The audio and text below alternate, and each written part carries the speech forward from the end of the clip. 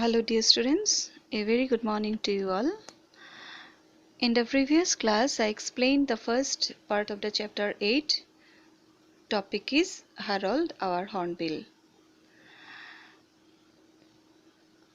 In the story till now we have got how Harold's mother hatched an egg in a hollow and how Harold was born, right? And we also got the picture of the nest where Harold was born and brought up. It was indeed a very uncomfortable place where he was, born. When he grew up a little, one day his mother came out from the nest, leaving Harold alone there. Now, let's start from the last paragraph of page number 45. So, open your book at page number 45 and follow the lines. Last paragraph. Harold was quite happy in his cell and felt no urge for freedom. So inside the cell, inside the nest, Harold was quite happy and he did not feel any wish to go out. So felt no urge, no desire for freedom. So he did not want to be free.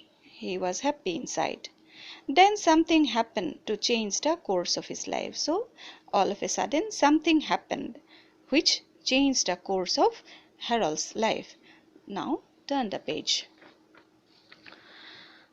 One afternoon he was awakened from his siesta by a loud thumping on the wall. So here siesta means a short nap. So one afternoon he was awakened, he got up from a short nap by a loud thumping on the wall.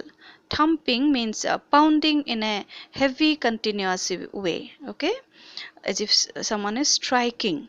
So it is a thumping means pounding in a heavy continuous way on the wall, a sound quite different from that made by his parents. So that thumping, that sound, that was totally different from the sound that his parents used to make, okay, when they came to give food to Harold.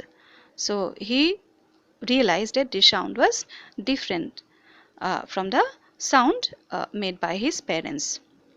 Soon the wall gave away, so it broke. The wall broke, and there was something large and yellow and furry staring at him. So he saw through the broken area that a large and yellow furry animal was staring, means looking at him. Not his parents' bill. It was not his parents' bill that he was expecting that his parents will maybe come to give him food.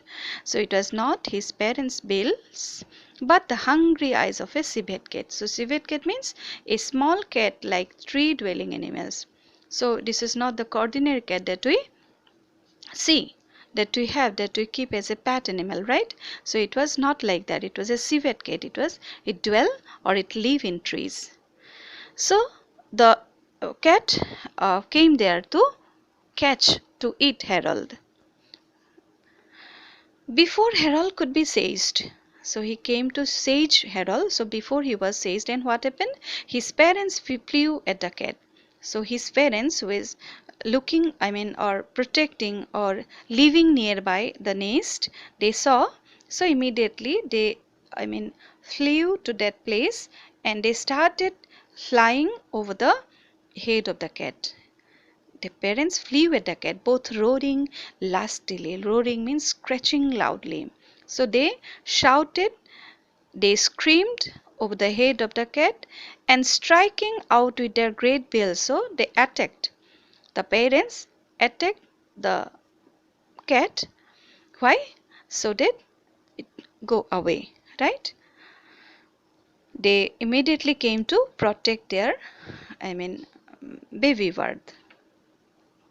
In the ensuing melee means the noisy fight which followed. There was a noise, means both sides they started shouting. There was a huge noise, great noise. So in that situation, what happened? Harold tumbled out of his nest. He fell down and landed on our garden path. So he fell down from the nest and he landed or he fall down on the garden path that belong to the narrator. Okay, before the cat or any predator could get to him, if anyone catch the bird, I mean Harold, what they did, grandfather picked him up and took him to the sanctuary of the veranda. Here, sanctuary, the word sanctuary is used. Why? Because sanctuary means is a place which is where birds, animals, and everything, insects, and different types of things are protected. They are protected, so it's a protected place. The veranda is considered a sanctuary. They took Harold to the sanctuary of the veranda. Harold had lost some wing feathers and did not look as though he could be able to survive on his own. So his condition was not good at all. It was very pathetic. So he lost some wing feathers. It was broken, and since he fell down from the nest, and he did not look as though he could be able to survive on his own. Moreover, he was a very small one. So it was difficult for Harold to survive on his own. He required some help, okay, some nourishment. So we made an enclosure for him. So they covered an area. They made a home for him in our front veranda. Okay. Grandfather and I took over the duties of his parents. They played the role of, Harold's parents. They were taking so much care as if they were playing the role of Harold's parents. Harold had a simple outlook. Harold was looking very simple. Okay, he was maybe like his father. We have already got his father was very easygoing, right?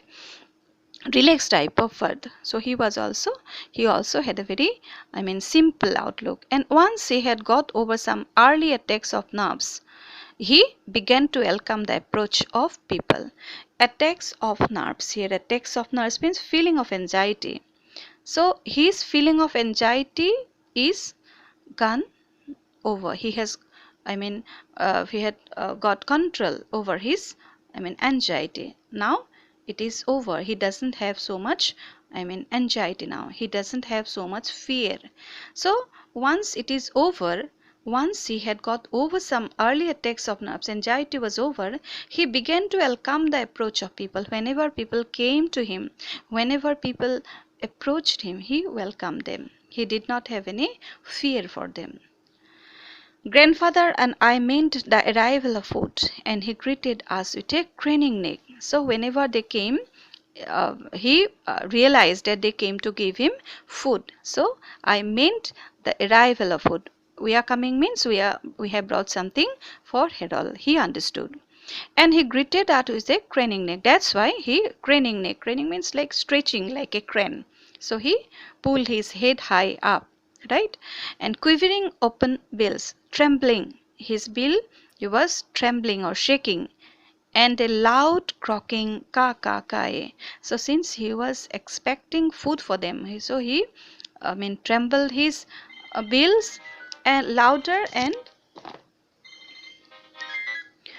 then at the same time he started shouting.